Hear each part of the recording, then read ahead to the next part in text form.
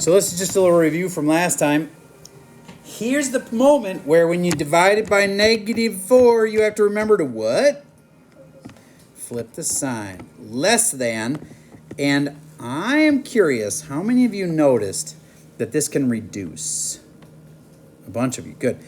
I like to split them in half and go 2 times 15 over 2 times -2. Do you get what I did there? I just made 30 into 2 times 15 and 4 into 2 times 2. And then this is the cool thing that happens. My answer is 15 over 2 with a negative in it. And I switched the sign around to less than. Did you? Raise your hand if you remembered to switch the sign. That's going to be the thing on the test. Yes? Wouldn't you add 4? Because... Good question. No. I was asked, why wouldn't you add 4? Because this has a times between it. And so whenever there's a times like that, you want to undo it with divide. You always got to use the opposite, right? So if it had been -4 plus x, if the problem had been like that, then you would have added 4. Because, you know, plus -4 would be like adding 4 is the opposite. That's when you would do that if there was a plus between them. Then you would do add or subtract to undo it. Okay. So the good news is, so far, we've covered that's all review. Like, I think you hung in there pretty well, and there's only one thing left I got to teach today that's kind of considered new material. Then we're also going to go over 5 things off the basic 20, which are like these easy little old algebra things. We'll cover those in a minute, but here's the last thing. I'm going to tell you a word story, and you need to make it into an equation. We did this the other day, too. If I say 4 times some mystery number plus 3 is 12, you got to be able to go like this. 4 times a mystery number plus 3 is 12. You get what I mean? You're just going to write an equation for the words that I say. Except, I know you might be like, we already did that. I did that on Friday. Yeah, but I'm going to make the stories more complicated. So you got to be able to hang with it even when it's more complicated. So let's do one easy one. Ready? 6 times the mystery number less 12 is equal to 18. It's all words. You got to make it an equation. 6 times the mystery number less 12 is 18. Hallie, what'd you get for your equation? 6 times 10 is 12. Perfect. If I'd have said greater than, would you know which sign that is? Some kids have an issue with that. Greater is the one that points like that. Greater is the one that points with the pointy end on the right. That's a greater than sign. The way I remember it is if I'm looking at 2 signs, there's this one and there's this one. One of them looks more like an L, and that's the less than sign. Would you agree that one kind of looks like an L? So it's the less than sign. So if I'm saying n is less than 8, that's the less than sign. Okay? All right. So now here's the more intense stories. And at the beginning, you're not going to get it. But maybe in a minute, it'll start kicking in and you'll understand. Okay? All right. Bob rents a chainsaw, goes into the store, and he's like, hey, I got to rent a chainsaw for this job. Taking down trees can be a really good way to make money because people are like nervous about doing it. But once you learn how to cut down a tree, it's not that hard. And so, but you might not own a chainsaw. So you rent the chainsaw. You rent the chainsaw for like 25 bucks an hour. And then there's sometimes like a fee for just like getting it. It doesn't matter how long you save it. Like you might rent it for 3 hours, but there's this upfront fee. So I'll give you one like that. You're renting this chainsaw, and let's say it rents for $10 an hour, but there's a one-time checkout fee of $15. I'm going to say that again. It's $10 an hour, But there's a one-time checkout fee of $15. Now, there's a lot of places where these little fees are really common. Banks is one of those places. They can be like, oh, it's a free checking account. Unless you by accident bounce a check, and then that's going to cost you $50. Or if you don't maintain the minimum balance, like you don't have at least like $500 in there, then you have to pay us $12 a month. So there's all these little plus. All right, so here's my $15 per hour, and I put H. You could have put X, you could have put N, but do you get how that's 15 times some unknown amount? Because we don't know how many hours we're going to keep it for. I thought it was $10 an hour and 50. Oh, my bad. $10 an hour. Sorry, I changed it in my head. $10 an hour plus, what was the checkout fee? Then there's your equation. But even more fancy is you have to put cost equals. Because otherwise, do you get that if you don't have an equal sign, then you really didn't have an equation? I think a lot of people don't know that. If I say 2x plus 7, some people think that's an equation. If it doesn't say equals, it's not an equation. It's an expression. Maybe you never knew the difference. But if you want an equation, it has to have an equals sign, and then you could put any letter you want. I put C for cost. You could have put, I'm going to have to pay that much, so I'm going to call it P for pay. But if without that C equals at the front, it really wasn't an equation. Okay, so there's the cost at one store. And then your friend says, well, I've got this place, and they do charge you $25 up front, but then it's only $2 an hour. Write an equation for that.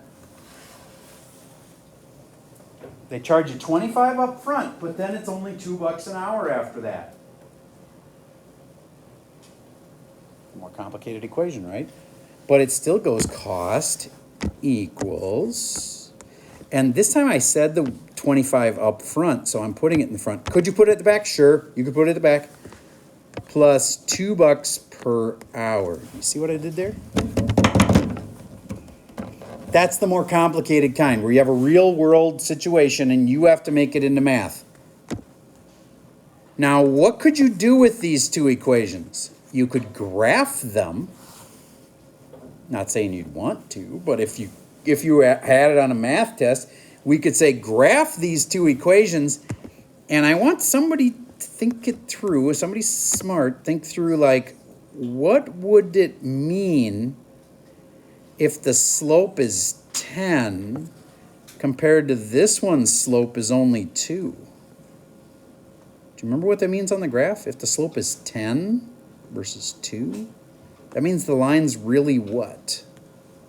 For the 10 one, the slope is very high, so it's steep. So that's the word for something that is got a big slope, it's very steep. Now here's another line, and it starts much higher because its y-intercept, remember those words, is big, but it's very flat. It's only got a slope of 2. So that might be kind of like this. Moral of the story, where those two lines cross will tell you at that exact moment those stores would be charging the same thing. If you rented at one store versus another store at a certain number of hours, they would be the same. At that moment, it's the same.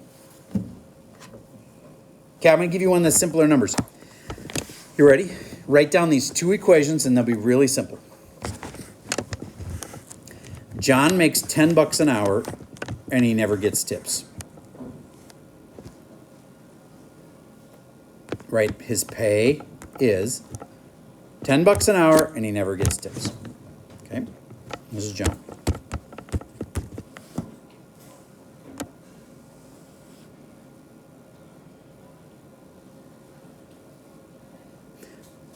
Then there's Juanita.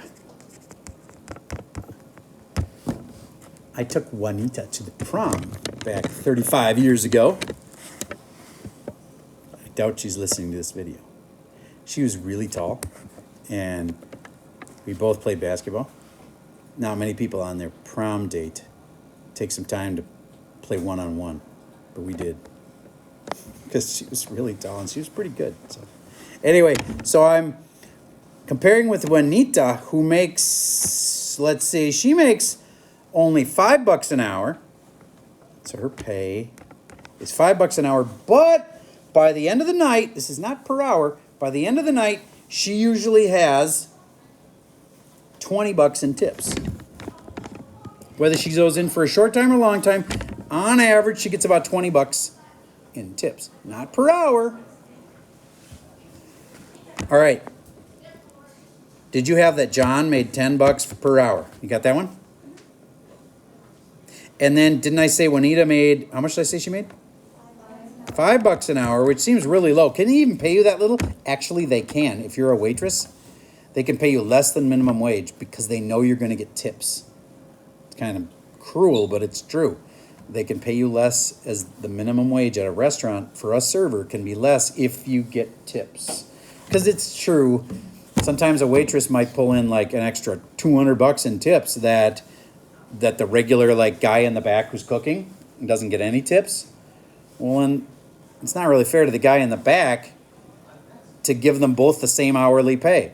So the guy in the back might make minimum wage, which is higher, and the person who's getting the tips gets less per hour, but they get tips. All right, so I said she'd make $20 in tips. Did you catch that? All right. So my question is, at what number of hours would they make the same amount of money? Well, at 1 hour, Juanita's getting more because she gets her $20 for tips, plus she gets 5, so she makes 25 in 1 hour. John only makes $10 for 1 hour. So it's not 1 hour. Is it 2 hours? Is it 2.5 hours? Is it 3 hours? At some number of hours, they'll make the same. So this is the moment where if you graphed them, I'm not saying you have to, but if you did, wherever they crossed, that's that magic number of hours where John and Juanita make the same exact thing. Figure it out in your head. It's not 1 hour. It's not 2 hours. At how many hours would they be tied? Make the same thing.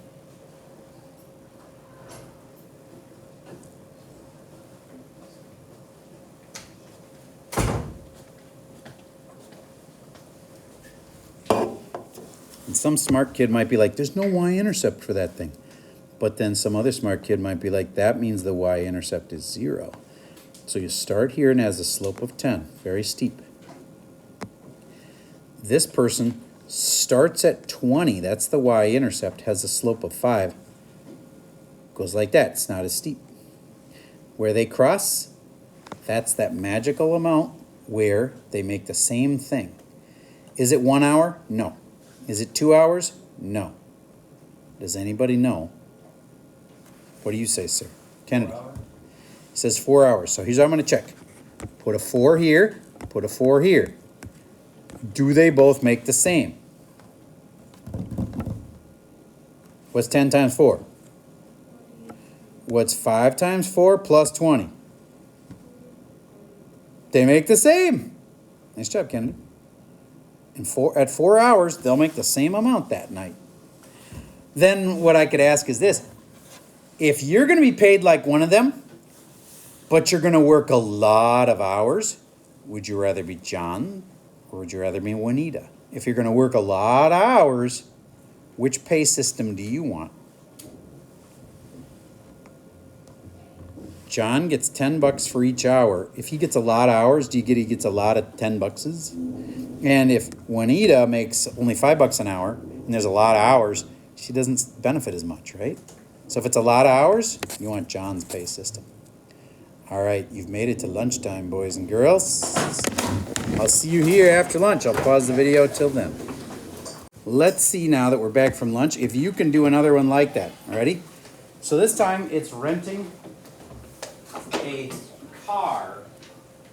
Did you know that at Home Depot you can rent their truck for 20 bucks for, I think it's like an hour and a half, but we'll keep it simple. 20 bucks an hour, you can rent a truck at Home Depot. Because if you've got stuff you just bought that's really big, you can drive it home and bring the truck back, and again, they charge you just 20 bucks. Because they want to encourage people to buy that big stuff, and so they make it cheap to rent a car. But do you get, if you rent a car for a whole day, that would actually be pretty expensive? You know what I mean? So in your head, can you do it 8 hours, 20 bucks an hour? How much would it be? What? Yep, 160. Okay, so 8 hours times 20, 8 times 2, add a 0, $160. All right, so we're going to do that kind of a comparison. We're going to compare, if you rent a car hourly at Home Depot, it's 20 bucks an hour. So write an equation for that. You can put C for cost. Cost equals. So 20 bucks an hour at Home Depot, but we're comparing that to enterprise car rental, but they don't charge per day. They charge per hour. Right? But let's say that we're just going to keep it simple, an 8-hour day, and I know days are actually longer than that, but we're doing the Home Depot thing at 8 hours, so we'll just keep it as an 8-hour day. So you like a whole work day.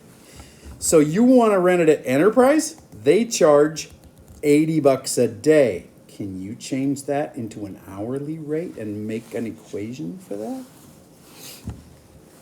So what was the Home Depot equation? If you understood that one, Ashlyn, what do you think the Home Depot equation was? So it was an amount per hour. Do you remember what it was? Home Depot was 20 bucks an hour.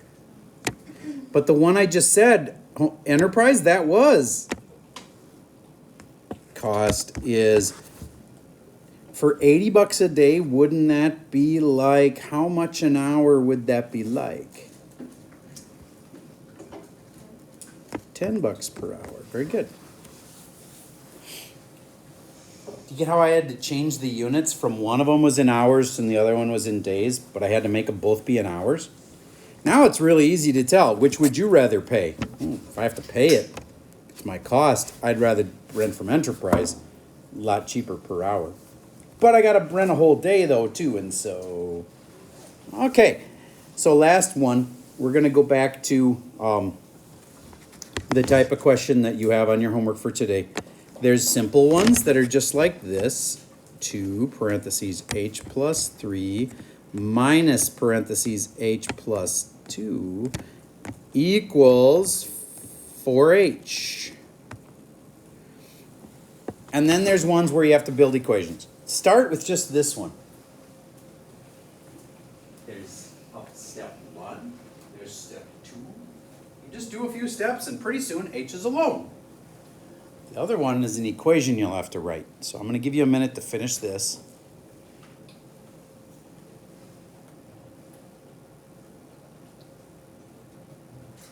Kennedy, how did you start?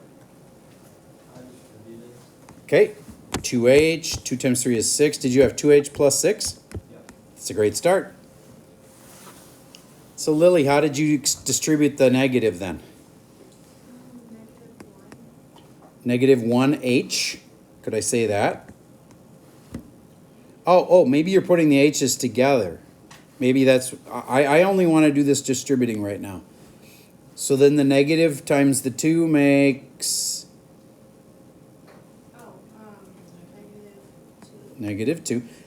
And then I just bring the 4h down. Good. Now we can combine this and this. Those are what are called like terms. Stella, what is 2h but take away an h? Can you put these together? It's like 2 hamburgers minus 1 hamburger. You got this? Yeah, 1h. And then the 6 minus the 2? Jack? Okay. That's a positive 4 equals 4h. Now look, I got h's on both sides. Liv, do you remember what to do? Minus 1h, very good. You get rid of the smaller one. You can put 1h or you can just say h. Either way, those cancel. There's two Ians, okay? And Ian in the back corner. 4 equals, what's this? 3h. Yep. Last thing, finish it off. Amelia. By? Nope. If you divide by 4, it'll be like this. And it'll be 3/4 h, and that doesn't make sense. There you go. Divide by the 3. And there it is. 4/3 is your answer. Raise your hand if you had that one right. Okay, awesome. And now here's the other thing I was trying to teach you today, and that is writing equations for situations. Bill makes $30 an hour, but he never gets tips. Write an equation for that. $30 an hour, but no tips. $30 for each hour.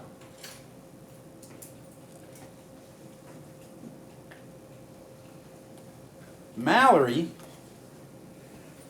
works at a restaurant and she makes only $20 an hour.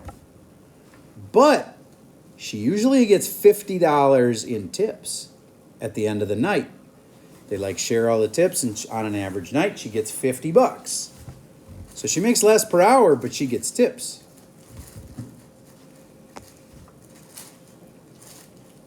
Mallory, what was that first one? Not you, the other person. Yep.